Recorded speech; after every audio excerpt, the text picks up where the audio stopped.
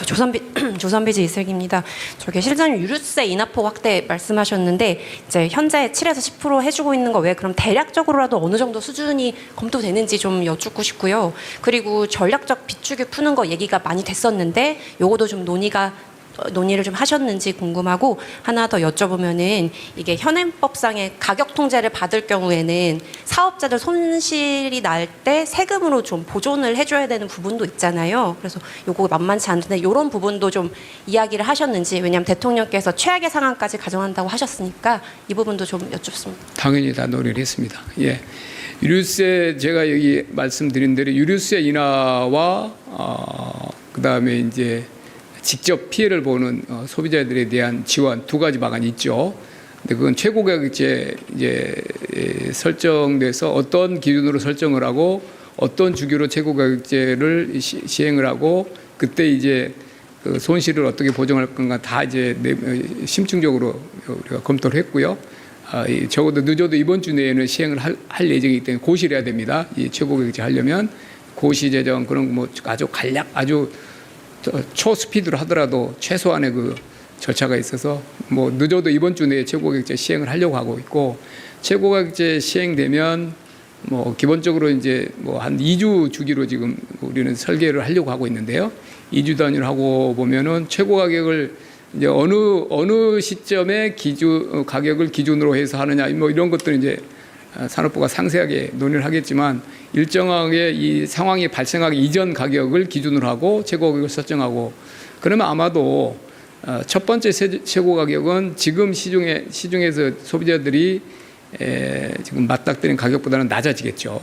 낮아질 거고, 이제 2주 후에 만약에 이거를 이제 고쳐 나간다 그러면 어느 시점에는 또 올라갈 것이고, 그래서 유류세를 어느 시점에 인하를 할 것이냐 여기에 대한 판단도 필요한 거고요.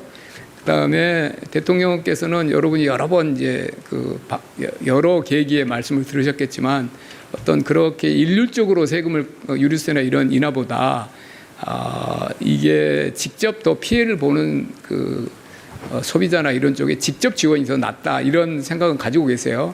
근데 그것도 이제 같이 우리가 검토를 할 거고, 그런데 유류세는 인하하는 조치는 상대적으로 빨리 할 수 있고, 이 직접적으로 개인들에게 지원하는 프로그램은 재원도 문제고 시간이 좀 필요합니다. 그래서 뭐 그럴 일은 이번 위기가 그렇게 길게 가는 거는 상상하기가 쉽지 않지만, 우리가 뭐 최악의 경우는 대비는 하고 있지만 길어진다고 그러면 재원 부분도 나올 거고, 그러면 지금 있는 예산으로 충분하냐 이런 이야기도 당연히 나올 거고, 그래서 그런 논의까지 조금 더 정리되면 개인들에 대해서 직접적으로 직접 보존하는 방안까지도 그런 이제 정책 옵션이 늘어나면 그것까지 같이 이제 논의를 할 거고요. 당장은 1차 대응은 아마 유류세가 이런 최고가격제 시행과 이제 시행되는 그 시기에 가격이 2주 간격으로 조정을 하면 출렁일 때 아마 유류세 인하나 이런 쪽과 같이 우리가 완충하는 그런 걸로 한번 고려를 해야 될 것 같고요.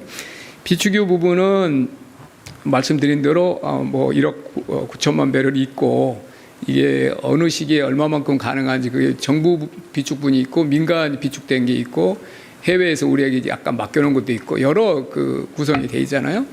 그럴 때 그리고 이제 이게 208일분이라고 하지만 IEA 기준으로 한 거고, 이거는 그냥 그 석유화학이나 납사나 이런 쪽으로 쓰이지 않는다는 걸 전제로 한 거예요. 그러니까 그게 IEA 기준이 그렇습니다.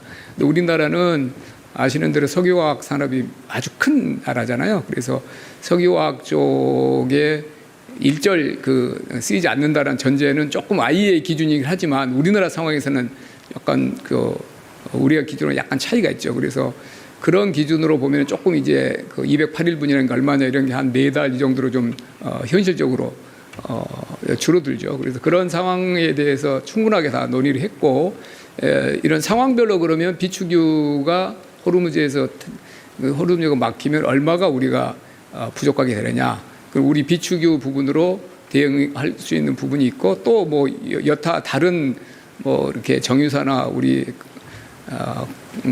석유공사나 뭐 이런 이제 대체 수요를 우리가 확보할 수 있는 것도 현재 준비 중인 것도 보고를 했고, 그다음에 지난번에 며칠 전에 강훈식 실장이 보고했던 600만 배럴 이거 확보된 것도 그때 이제 당장 확보된 거고, 추가적으로 우리 전략적으로 협력하고 있는 국가를 통해서 호르무즈가 아닌 쪽으로 우리가 확보할 수 있는 그런 노력도 이제 외교적으로 지금 하고 있는데, 뭐 가시화되면 그런 것도 우리가 추가적으로 확보할 수 있는 물량이 되고, 그런 경우를 놓고 전체적으로 우리 비축유를 어떻게 대응할 수 있느냐에 대해서 내부적으로 심도 있는 논의를 했고요.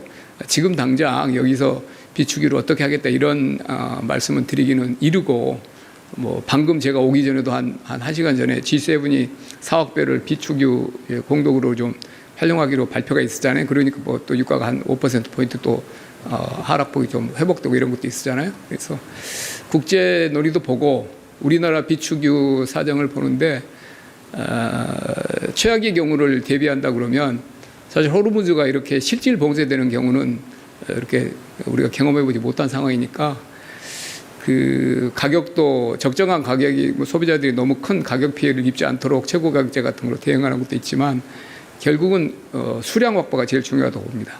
이런 상황에서는.